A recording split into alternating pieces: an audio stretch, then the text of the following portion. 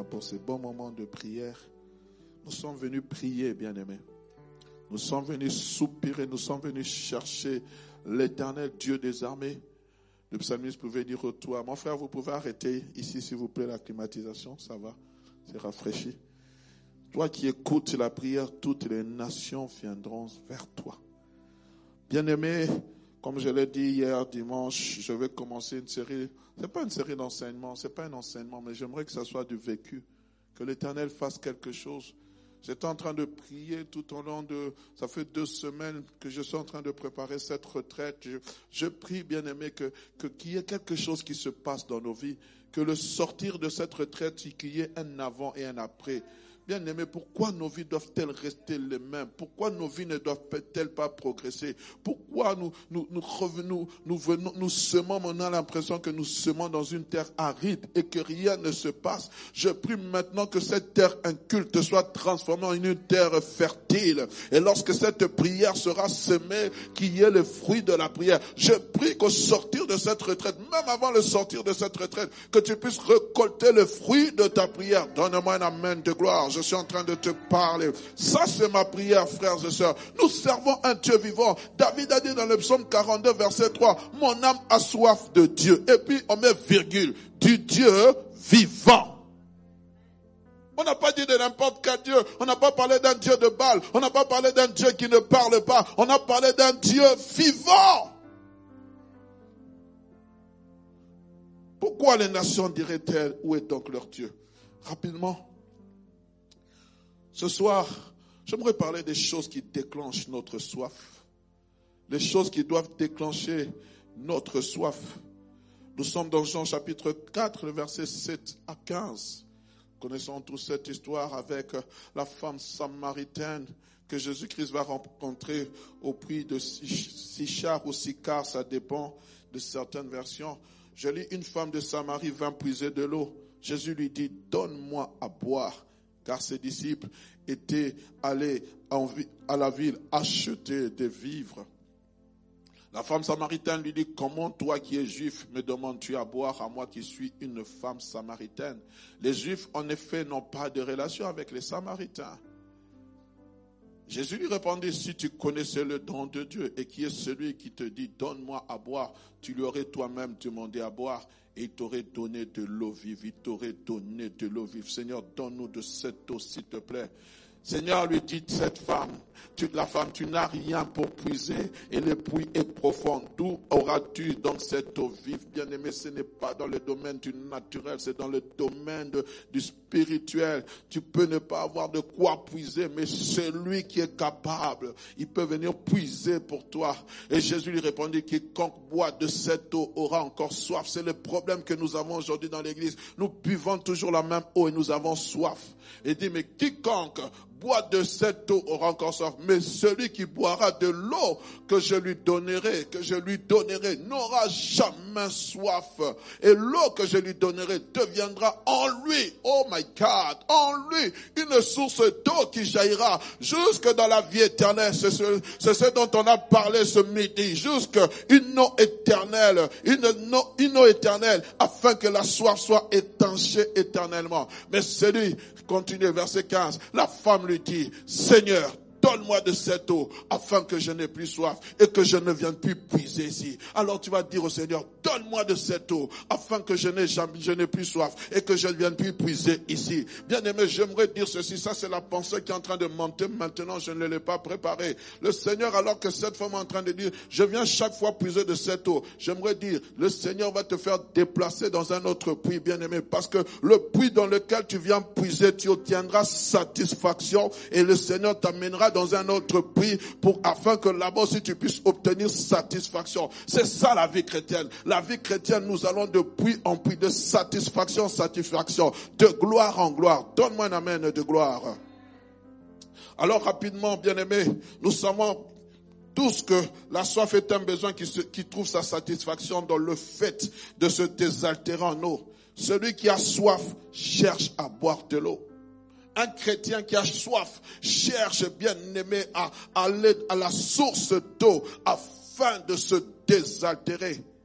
Bien aimé, dans cette histoire, bien que Christ ait soif, il va créer un besoin dans le cœur de cette femme samaritaine. Christ avait une soif naturelle, mais il avait aussi une soif spirituelle. Sa soif naturelle, c'était de manger et de boire, mais sa soif spirituelle, lorsque les disciples viendront, il va leur dire, le désir, je dois accomplir la volonté de mon Père. Lorsqu'ils vont le voir parler avec cette femme, excusez-moi, est-ce que vous pouvez un peu diminuer la fréquence de mon micro, parce que ça...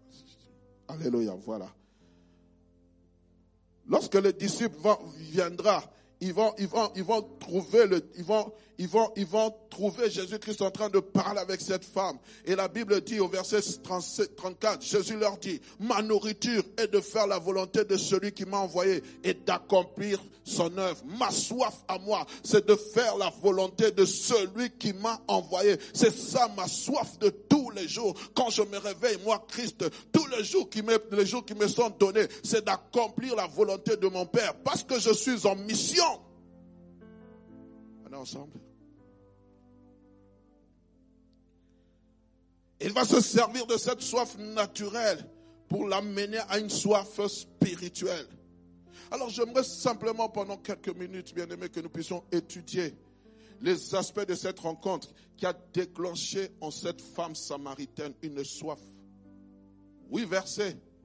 J'ai pu décortiquer certains aspects et je prie que le Seigneur puisse déclencher en toi la soif, qu'une soif soit déclenchée. Jésus-Christ vient lui dire, donne-moi à boire. Il dit, mais tu ne sais pas que toi et moi, on ne peut pas être en relation. D'abord, je suis samaritain. Deuxièmement, je suis une femme. Et vous savez que les Juifs n'ont pas de relation avec les Samaritaines. Et de deux, moi, je suis une femme. Et à l'époque, il était mal vu de voir un homme parler à une femme. Surtout encore une Samaritaine. Et encore, par surcroît, cette femme qui avait un mauvais témoignage, une mauvaise vie. Et les gens de la ville la connaissaient comme étant une chipeuse, permettez-moi le terme, des maris d'autrui. La première des choses, bien aimés, qui doit déclencher notre soif, c'est lorsqu'il y a une anomalie dans nos vies.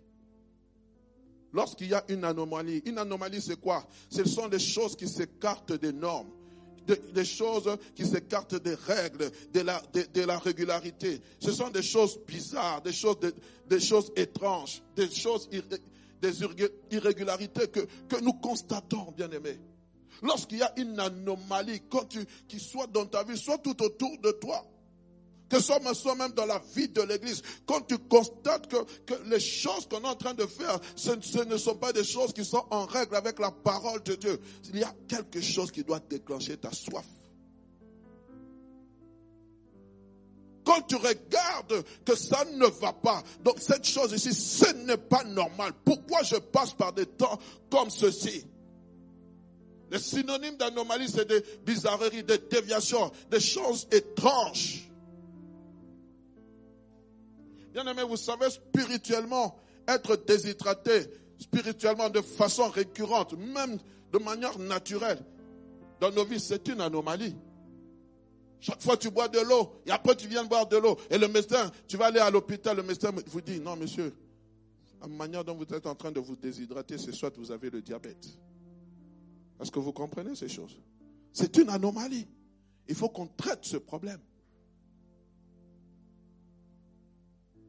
On est ensemble?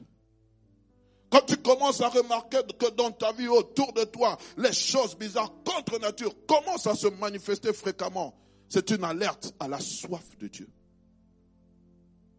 C'est une alerte à la soif de Dieu. Oh, j'aime cette femme, nous avons parlé d'elle, ça fait plusieurs semaines, Anne. Les choses étaient qu'elle considérait anormales qu'une femme ne puisse pas avoir d'enfants. C'était bizarre. Mais c'était une alerte qui l'a conduite à chercher Dieu. Bien aimé, peut-être autour de toi, dans ton foyer, il y a des choses qui ne marchent pas. Ta vie de couple, ta vie familiale ne marche pas. Tes entreprises ne marchent pas. Tes études ne marchent pas. Je ne sais pas. Je ne sais pas. Avec tes parents, entre parents, ça ne marche pas. C'est une anomalie qui doit t'en conduire à avoir soif de Dieu. Tu constates qu'autour de toi, les gens ne se marient pas, les gens n'évoluent pas. Dans ta famille, il y a des morts bizarroïdes, il y a des choses qui se passent. C'est une anomalie. Quand tu vas chercher du travail, tu es qualifié. Mais quand tu arrives, on prend une autre personne qui est moins qualifiée que toi. Tu ne comprends pas. Tu en es à ton 3e contrat d'essai. Et après 6 mois, toi on te dit au revoir monsieur, au revoir madame. C'est une anomalie. Est-ce que vous comprenez? 1 Samuel chapitre 3. La Bible dit qu'à l'époque de Samuel, la parole de Dieu était rare en ce temps-là. Et les visions étaient peu fréquentes. Mais il y avait des serviteurs de Dieu. Il y avait le prophète, il y avait, comment il s'appelait encore? Il y avait le prophète Élie, le sacrificateur Élie. Il y avait ses enfants. Mais à un moment donné, Samuel a dit, mais c'est une anomalie. Comment se fait-il qu'il y a l'arche de Dieu qui symbolise la présence de Dieu, mais qu'on n'entend pas parler de Dieu? C'est une anomalie. Quand dans ta vie de prière, tu as comme l'impression que Dieu ne te parle plus comme il te parlait avant. Que lorsque tu entres dans la présence de Dieu, que toi qui aimais demeurer dans la présence de Dieu, tu te fatigues dans la présence de Dieu. Tu ne lis pas la parole de Dieu comme tu la lisais avant. C'est une anomalie. Ça doit déclencher en toi la soif. Ce n'est pas que tu as péché. Ce n'est pas que tu as péché. Ce n'est pas que tu as péché. Mais tu as comme l'impression que maintenant, je ne suis plus cet homme, cette femme qui aimait la présence de Dieu. Avant, je pouvais passer des heures à lire la parole de Dieu. Je pouvais passer des heures à passer dans la présence de Dieu. Mais maintenant, ça devient difficile pour moi. C'est une anomalie, frère.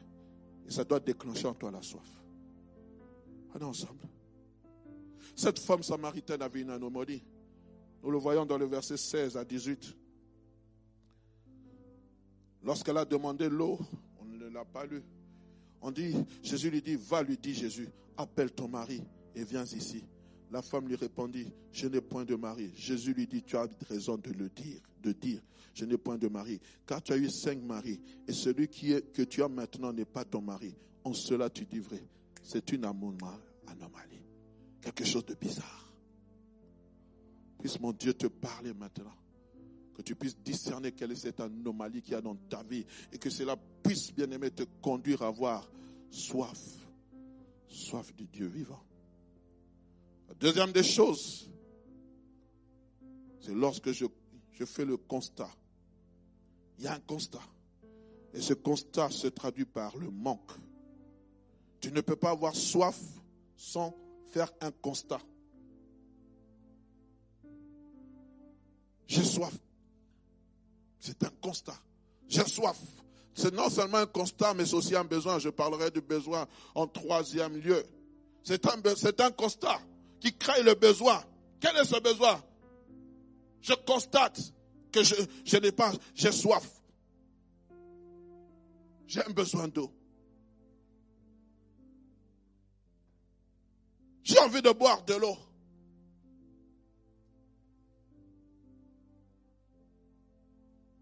Il y a un manque dans mon corps. J'ai beaucoup aimé aujourd'hui, à midi, les termes médicaux. Je ne suis pas bien placé pour les répéter. Il y a dans mon cerveau quelque chose qui se déclenche comme une alerte. Il faut que tu prennes de l'eau. Je constate. Tu peux faire peut-être des minutes, tu essayes d'éviter, mais tu sens qu'il y a un manque, il y a un manque en toi. Tu dois faire ce constat, bien-aimé. Il y a un constat qui se traduit par un manque. Oh, bien-aimé, et Christ voulait amener cette femme en premier lieu à un constat du manque. Il te manque quelque chose. Donne-moi de cette afin que je ne vienne plus puiser ici. Mais il te manque quelque chose. Bien-aimé, tu dois constater qu'il te manque quelque chose. Tu dois constater. On ne peut pas venir dans la présence de Dieu et dire, Seigneur, j'ai soif. Mais tu as soif de quoi? Tu as soif de quoi? David, lorsqu'il avait dit, j'ai soif, il a dit, j'ai soif de ta présence. La question que je te pose ce soir, tu as soif de quoi? Même lorsque Bartimée est venu, il avait soif, il a couru vers Jésus. Jésus lui a posé une question. Tu viens, mais que veux-tu que je te fasse? Quel est ton désir? Quelle est ta soif? Pour que moi je puisse répondre à ta soif. Quel est ton manque? As-tu constaté ce manque-là pour que tu viennes vers moi? David s'est rendu compte qu'il lui manquait quelque chose. La présence du Dieu vivant. Oh Seigneur, donne-moi de constater qu'il me manque quelque chose. C'est ça qui peut déclencher ta soif, bien-aimé, pour aller dans la présence de Dieu. Si tu as tout, bien-aimé, tu peux entrer dans la présence de Dieu. Mais si tu n'as pas soif, Dieu ne pourra jamais te remplir. Parce que dans la présence de Dieu, on vient vite. Quand tu viens déjà rempli, Dieu va en faire quoi encore? Il ne pourra pas remplir. C'est pour cela, lorsque cette femme samaritaine, la veuve de ce prophète qui allait vers Élisée, Élisée lui a dit, qu'as-tu? Je n'ai qu'un. Il a dit, va demander des vases vides. Ne demande pas en petite quantité. Demande des vases vides. Il faut des vases vides, bien-aimés, afin que Christ les remplisse. Tu ne pourras jamais sortir de cette retraite si tu n'as pas un manque. Sortir avec un objectif. La troisième des choses, bien-aimés, c'est avoir un besoin cible. C'est-à-dire un besoin sur lequel tu peux te focaliser. Un besoin sur lequel tu peux te focaliser. Certes, bien-aimés, nous avons dit, durant toute cette retraite, c'est la présence de Dieu. Ça, c'est une focalisation générale. Mais toi en particulier, quel est ton besoin? Quel est ton besoin cible? Qu'est-ce que tu es en train de cibler dans cette retraite? Quel est le but que tu veux atteindre? Qu'est-ce que tu veux que cette retraite puisse déclencher en toi? Parce que si tu n'as pas un besoin cible, tu pourras entrer, sortir, mais rien ne va se passer. Mais si tu as un besoin cible, bien-aimé, il y a quelque chose qui va se passer. Car tous, bien-aimés, nous avons des besoins, certes, mais nous pouvons avoir des besoins, mais il est nécessaire d'avoir un besoin cible. Christ connaissait parfaitement le besoin cible de cette femme. C'est pour cela qu'il va la provoquer. Connais-tu réellement ton besoin cible? Notre sœur vient de lire ce passage de Jean 7, verset 37. Moi, souvent, j'aime souvent dire celui qui a soif. Et quand je relis cela ce soir, alors que j'étais en train de prier plutôt la journée, la Bible ne dit pas celui qui a soif. La Bible dit si quelqu'un a soif. Mettez-moi Jean chapitre 7, verset 37. La Bible dit le dernier jour, le grand jour de la fête, Jésus s'écria, si quelqu'un a soif. Si quelqu'un a soif, qu'il vienne à moi et qu'il boive. Ce n'est pas une invitation qui est lancée à tout le monde, c'est une invitation qui est conditionnée. Qui est conditionnée par quoi? Par un désir. Si. Est-ce que tu comprends? Ce n'est pas pour tout le monde. C'est conditionné par un désir, une condition. Et quand je suis allé voir dans le dictionnaire, on dit c'est une condition restrictive. Il y a des restrictions. Ce n'est pas donné à tout le monde. C'est une condition restrictive, c'est-à-dire limitée à ceux et celles qui ont un besoin cible. Limitée à ceux et celles qui ont réellement soif. C'est-à-dire c'est comme si tu venais, tu avais une invitation. Tout le monde a une invitation. On a lancé une invitation, mais vous voulez entrer, il y a un portier. Le portier dit, est-ce que vous avez le Covid safe? Si vous l'avez, vous entrez. Si vous ne l'avez pas, vous n'entrez pas. Permettez-moi de donner cet exemple. Pourquoi? C'est conditionné. Et j'aimerais dire à quelqu'un, cette retraite, c'est si tu as soif. Si quelqu'un a soif, qu'il vienne. Il a lancé l'appel, mais c'est une condition. Il faut avoir soif pour venir. Tu peux avoir fait des kilomètres, des jeunes. Mais si quelqu'un a soif, la condition qui déclenche, si tu as soif, une condition restrictive. Quatrième des choses.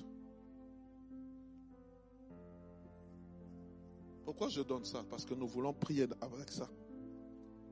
La recherche active d'un besoin ou la curiosité. Vous savez, frères et sœurs, on peut avoir soif.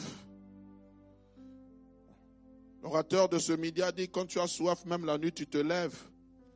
Tu vas prendre de l'eau. Et qu'est-ce que tu vas faire quand tu ne trouves pas l'eau? Qu'est-ce que tu vas faire? Là où tu as l'habitude de déposer la bouteille d'eau, tu ne la trouves pas, mais tu es poussé par la soif. Qu'est-ce que tu vas faire? Tu vas commencer à chercher la bouteille d'eau. Tu cherches, jusqu'à ce que tu la trouves. Et bien aimé, c'est ça qui déclenche la soif. Lorsque il y a la recherche active de ce besoin, la curiosité ou l'envie. de voir les choses changer, de pouvoir s'abreuver. Mais pour cela, bien-aimé, il y a aussi une condition. Parce que si je dors, quand je dors, j'ai soif, il fait froid, je suis sous ma couette, je suis sous ma couverture, mais il fait froid comme il le fait actuellement, mais j'ai soif, je ne vais pas rester dans ma couette, je dois sortir malgré le froid, parce que j'ai éteint les chauffages, malgré le froid, je dois aller jusque là où il y a ma bouteille d'eau. Bien-aimé, à condition de la curiosité, de la recherche, il faut sortir de sa zone de confort. Tu ne peux pas rechercher, tu ne peux pas être curieux, curieuse si tu es toujours dans ta zone de confort. Dieu ne va jamais se laisser trouver par une personne qui est dans sa zone de confort. C'est pour cela ce temps de 14 jours, nous sommes tous sortis de notre zone de confort. La zone de confort de la nourriture, la zone de confort du sommeil, la zone de confort de certains programmes que nous avons planifiés. Il y a des gens qui sont carrés, mais nous sommes sortis de cette zone de confort. Lorsque tu sors de ta zone de confort, c'est là, bien-aimé, que ta curiosité devienne encore, s'accroît. Bien-aimé, il fallait que Moïse puisse quitter le palais de Pharaon, il puisse quitter l'Égypte pour le désert. Où a-t-il rencontré réellement Dieu? C'était dans le désert, là où il était sorti de sa zone de confort. Quand il est sorti de sa zone de confort, Exode chapitre 3, versets 3 à 4, nous parle de ce qui s'est passé. Alors Moïse dit, je vais me détourner pour voir quelle est cette grande vision et pourquoi le buisson ne se consume point. Écoutez ce que la Bible dit, puisqu'il n'était pas dans sa zone de confort. La Bible dit, Moïse, il avait vu ce buisson ardent. La Bible dit, l'Éternel vit qui se détournait pour voir. Et Dieu l'appela du milieu du buisson ardent et dit, Moïse, Moïse. Il répondit, mais voici. Waouh. Il n'était plus curieux de regarder le palais de Pharaon. Il était curieux parce qu'il y avait un phénomène inhabituel qui se passait. C'est vrai qu'à l'époque, il était fréquent de voir les buissons se consumer. Mais là, c'était un buisson qui brûlait mais qui ne se consumait point. Il a commencé à regarder, il a dit, mais c'est quoi ce phénomène? Pourquoi? Il n'était plus dans sa zone de confort, bien-aimé. Dieu te fait sortir. Il t'attire dans ce désert pour que tu puisses être curieux, curieuse. Alors là, il va étancher ta soif. Bien-aimé, la curiosité, c'est quand tu cherches à comprendre certaines choses qui semblent être du domaine de l'impossible. C'est quand tu cherches à comprendre certaines choses qui semblent être du domaine de l'insaisissable. C'est ça la curiosité, de l'impossible plutôt, de l'insaisissable. C'est ça la curiosité. C'est cette curiosité qui a poussé Anne à aller au temple parce que c'était dans le domaine de l'insaisissable. Seigneur, je n'arrive pas à saisir ce qui se passe dans ma vie. Je n'arrive pas à comprendre ce qui se passe dans ma vie. Alors la curiosité l'a poussée à aller dans la présence de Dieu. Elle a quitté sa zone de confort. Elle a laissé sa maison. Elle a laissé tout. Elle est allée dans la présence de Dieu alors que les gens étaient en train de manger, alors que les gens étaient en train de boire. Elle ne buvait pas. Elle a dit, Seigneur, je vais comprendre. Je suis dans le domaine de l'impossible. Je suis dans le domaine de l'insaisissable. Mais je sais que dans ta présence, tout est possible. Je sais que dans ta présence, je peux saisir par la foi les choses que tu me dis. Donne-moi un amen de gloire. Oh, bien-aimé, la soif de la compréhension a poussé Nicodème, docteur de la loi, à venir chercher Jésus nuitamment. Il avait soif de comprendre. Il avait soif. Mettez-moi Jean chapitre 3. Il a dit, Seigneur, il a dit, j'aime la manière dont tu vas parler. Oh, j'aime la manière dont tu vas parler à Jésus. Lorsqu'il va venir, on parle. Mettez-moi Jean chapitre 3. Je ne vous l'ai pas donné. Mais trouvez-moi ça rapidement. Oh, écoutez ce qu'il va dire. La Bible dit, Nicodème, verset 1. Mais il y a un homme d'entre les pharisiens, nommé Nicodème, un chef des Juifs, qui vint lui auprès de Jésus. Quand la nuit, de nuit, il lui dit, Rabbi, nous savons que tu es docteur venu de Dieu. Oh, moi-même je suis docteur de la loi. Il dit, mais toi tu es docteur venu de Dieu. Car personne ne peut faire ces miracles que tu fais si Dieu n'est avec lui. Personne ne peut faire. Toi, tu es un docteur venu de Dieu. Moi, je suis un docteur de la loi. Mais toi, ce que tu fais, les miracles que tu fais, tu n'es pas un docteur de la loi comme moi. Il était venu nuitamment, bien-aimé. Pourquoi? Il voulait comprendre. Il voulait comprendre les choses, malgré qu'il avait les connaissances juives, malgré qu'il connaissait tout, malgré qu'il était un docteur, il expliquait ces choses. Mais dans ces choses qu'il expliquait là, il n'y avait pas la vie, il n'y avait pas la vie. Je suis en train de dire, frère, quand tu entres dans le domaine de l'insaisissable, le domaine de l'invraisemblable, tu es en train de comprendre les choses. Dieu te communique la vie aux choses là, que toi tu ne comprends pas avec ton intellect, la vie aux choses que toi tu ne comprends pas avec ton intelligence, la vie aux choses que le corps humain ne peut comprendre, la soif spirituelle. Mais qu'est-ce que tu fais pendant 14 jours? Je viens prier, mais tu es fou, tu es folle, mais tu ne comprends pas. J'entre dans le domaine de l'insaisissable, j'entre dans le domaine du miracle. Que Dieu m'aide, bien-aimé. Oh, bien-aimé, il est venu vers ce docteur de la vie. Il est venu chercher à comprendre celui qui pouvait rendre cette loi morte vivante. Comment cette loi que nous nous enseignons depuis des temps anciens, toi tu lui donnes la vie. On va lui donner un secret. Ce qui est né de la chair est chair. Et ce qui est né de l'esprit est esprit. Ces paroles que je te dis ce soir sont esprit et vie. Je prie qu'au nom de Jésus, que ces paroles te communiquent la vie. Et la quatrième des choses, je vais me limiter là et nous allons prier. Cinquième des choses, merci, vous me suivez. Les rencontres. Ce qui a changé la vie de cette femme, c'était la rencontre qu'elle a faite avec Jésus. Il y a des rencontres qui peuvent être divines. Comme Moïse, quand il a rencontré le buisson ardent. Comme Moïse, quand il est entré dans la présence de Dieu, la Bible dit, il ne savait pas que son visage était transformé. Des rencontres divines comme Jacob. La Bible dit, Jacob lutta toute la nuit. Il va poser la question, il va lutter.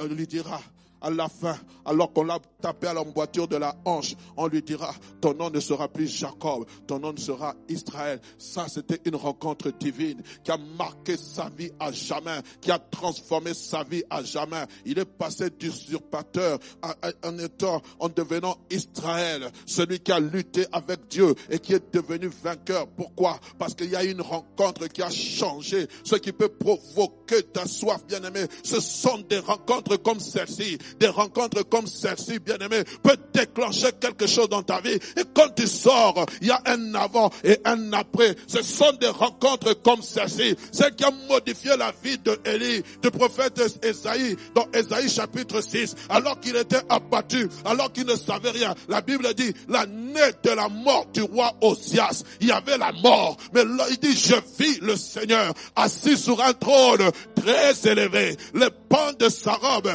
remplissent. Mettez-moi Ésaïe chapitre 6. Mettez-moi ce passage. Il dit l'année de la mort. Il y avait la mort du roi Osias. Je vis le Seigneur.